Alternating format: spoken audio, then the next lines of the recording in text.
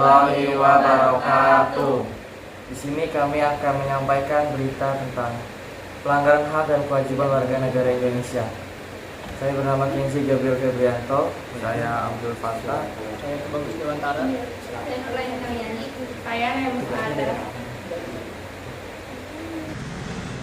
Banyaknya pelanggar protokol kesehatan membuat pemerintah Kota Surabaya semakin mengintensifkan operasi protokol kesehatan atau OPK. Operasi kegiatan yang diterapkan diantaranya kewajiban memakai masker, menjaga jarak hingga penyediaan dan penerapan cuci tangan. Operasi dilakukan di setiap sudut kota, baik di kawasan tempat tinggal maupun usaha. Tim gabungan yang terdiri dari Linmas, Satpol PP, Babinkom, Tipmas, dan Babinsa langsung menyisir ke beberapa titik. Loh, kalau ada melanggar, kita sita KTP-nya, kita tindak, kita sita KTP-nya, kita blokir, ya kan, otomatis diblokir di Spenduk Capil selama 14 hari, ya. Yang dia sudah diblokir dan atau dia tidak membawa KTP, kita bawa ke Mako Satpol Kota untuk melakukan giat sosial di sana. Sejumlah pelanggar pun langsung mendapat sanksi, diantaranya yang tidak memakai dan membawa masker langsung ditahan KTP-nya.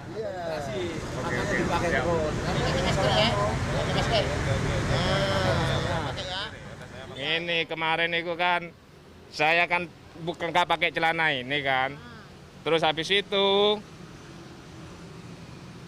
tadi pagi celana saya itu diambil sama istri saya, dicuci gitu. Saya ganti celana, masker itu ada dalam celana gitu. Kalau keberatan sih enggak sih, tapi ngambilnya itu tanggung jawab di sini, jaga parkir ini soalnya. Kalau ada apa-apa itu kan risikonya sama saya juga.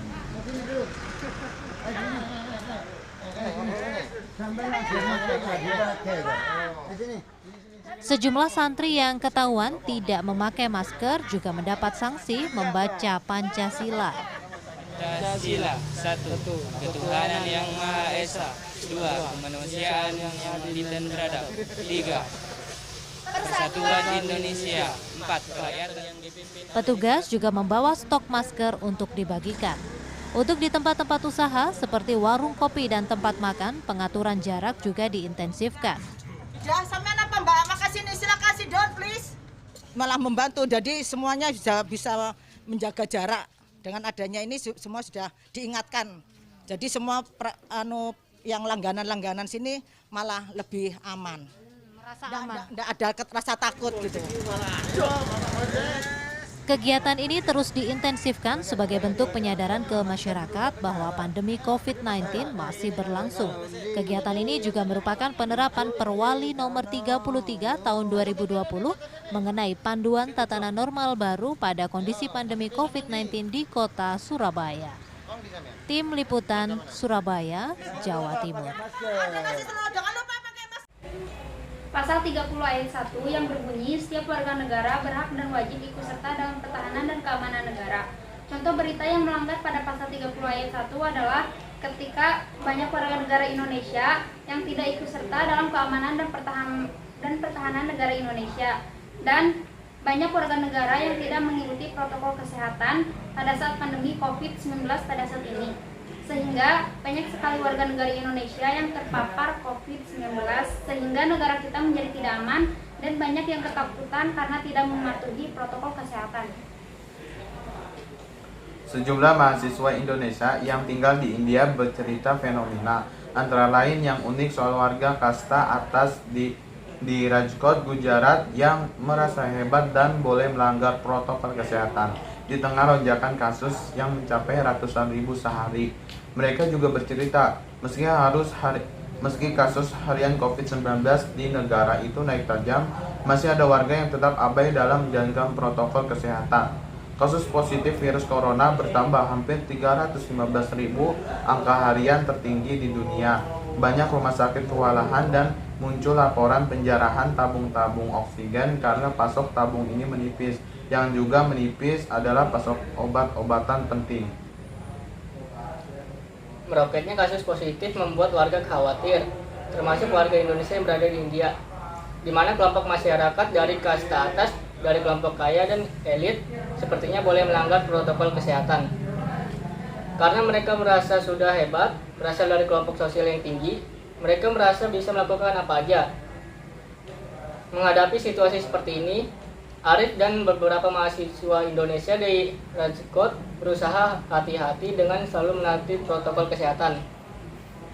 Kami sadar COVID-19 ini sangat berbahaya. Kami mematuhi protokol, tapi lagi-lagi saya melihat mahasiswa lain kurang serius. Yang membuatnya khawatir adalah ia tinggal di asrama yang dekat dengan gedung yang dipakai untuk menampung orang-orang yang sedang menjalani isolasi karena terkena COVID-19. Dan mereka dibiarkan keluar dari gedung, sepertinya mereka menganggap COVID-19 tak ada bahayanya. Baiklah, di sini saya akan memberikan kritikan dari berita di atas yang sudah disampaikan.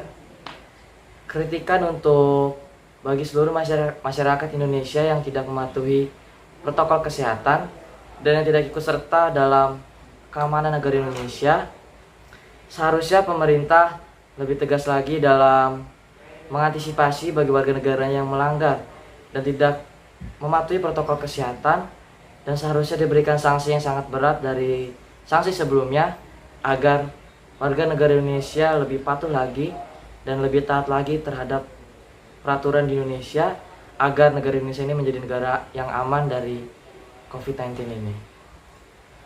Kritik selanjutnya ialah tolong pikirkan nasib masyarakat yang bisa tertular, terutama kelompok yang rentan. Baiklah, itu saja dari kelompok kami tentang berita pelanggaran hak dan kewajiban warga negara Indonesia. Selebihnya mohon maaf apabila ada kesalahan kata dari kami. Kami ucapkan Assalamualaikum warahmatullahi wabarakatuh.